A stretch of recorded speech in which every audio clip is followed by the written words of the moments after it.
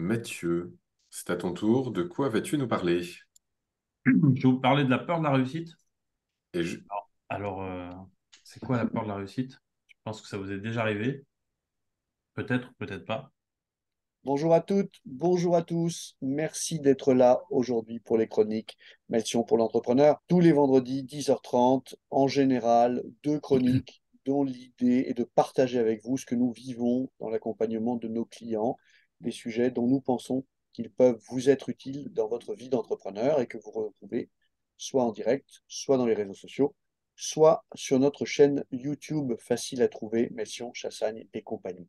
Donc, la peur de l'échec n'existe pas. Ça s'appelle l'apprentissage. Par contre, comment passer de la peur de la réussite à l'envie de réussir?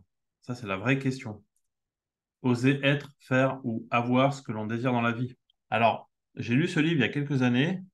Réfléchissez et devenez riche. Je ne vais pas vous expliquer comment devenir riche aujourd'hui, ce n'est pas le sujet.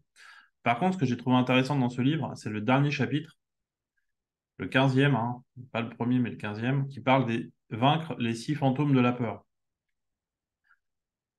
Donc, l'idée du titre, c'est faire le point sur vous-même en lisant ce dernier chapitre et découvrir combien de fantômes se dressent sur votre chemin. Alors, les 6 principales peurs, je vais vous les lister. Donc, il y a premièrement la peur de la pauvreté, la peur de la critique, la peur de la maladie, la peur de perdre l'amour de quelqu'un, la peur de la vieillesse et enfin la peur de la mort. Donc, ces 6 principales peurs, elles sont catégorisées en 3 principales qui sont presque à l'origine de tous les tourments que l'on peut vivre. Donc, la peur de la pauvreté, critique et maladie. C'est celles-ci les principales, en fait. Donc, je vais vous les lister une par une pour qu'on puisse identifier les symptômes, ok, les symptômes de chacune de ces problématiques. Donc, pour la peur de la pauvreté, c'est l'indécision, le doute, l'inquiétude, l'excès de prudence, la procrastination, le fait de remettre à demain ce qu'on peut faire aujourd'hui, qu'on peut faire ou ne pas faire. Ensuite, pour la critique. Donc, la peur de la critique, il y a d'abord le manque d'assurance, le manque d'équilibre, le manque de personnalité, avoir un complexe d'infériorité, l'extravagance, et ensuite le manque d'initiative et le manque d'ambition.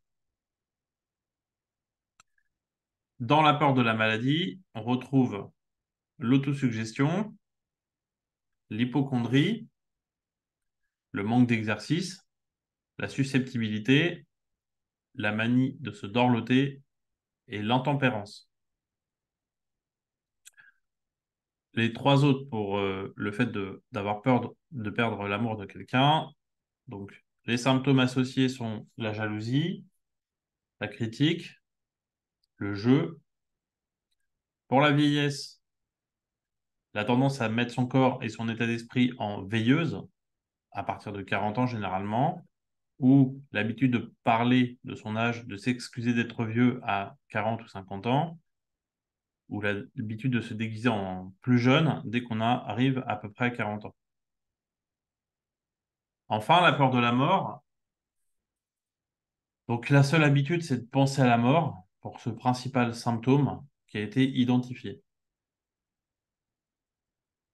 Alors, il existe un septième fantôme ou mal associé à ça, c'est que en plus des 6 peurs principales que je vous ai présentées, le fait qu'aujourd'hui, euh, vous êtes souvent influencé par des personnes négatives, le fait d'être lié à des influences négatives, la susceptibilité de cela, peut vous porter préjudice. De toute façon, quand vous faites quelque chose, soit vous êtes aimé, soit vous êtes détesté. Vous avez vu sur les réseaux sociaux, il y a soit des followers qui vous suivent, ou soit des haters qui vous détestent. C'est assez binaire finalement. Donc, à toute exposition médiatique ou critique, vous allez obtenir justement des retours de boomerang qui peuvent être positifs ou négatifs. Donc, de toute façon, il va falloir s'y préparer, quoi que vous fassiez.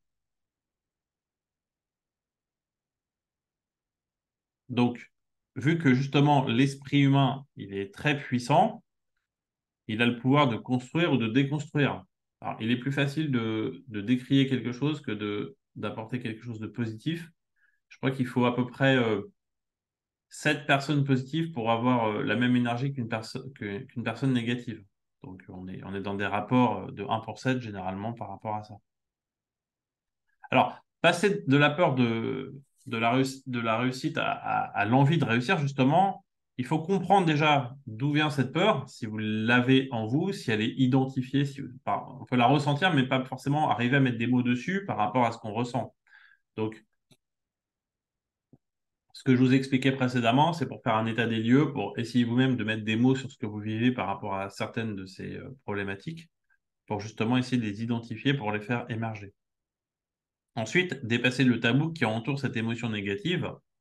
Par exemple, moi, quand je me sens pas très bien, ça peut m'arriver à certains moments de la journée, je vais arrêter de faire ce que je fais professionnellement, je vais aller prendre l'air et je vais revenir et on va dire que je vais pouvoir me remettre dans une disposition positive.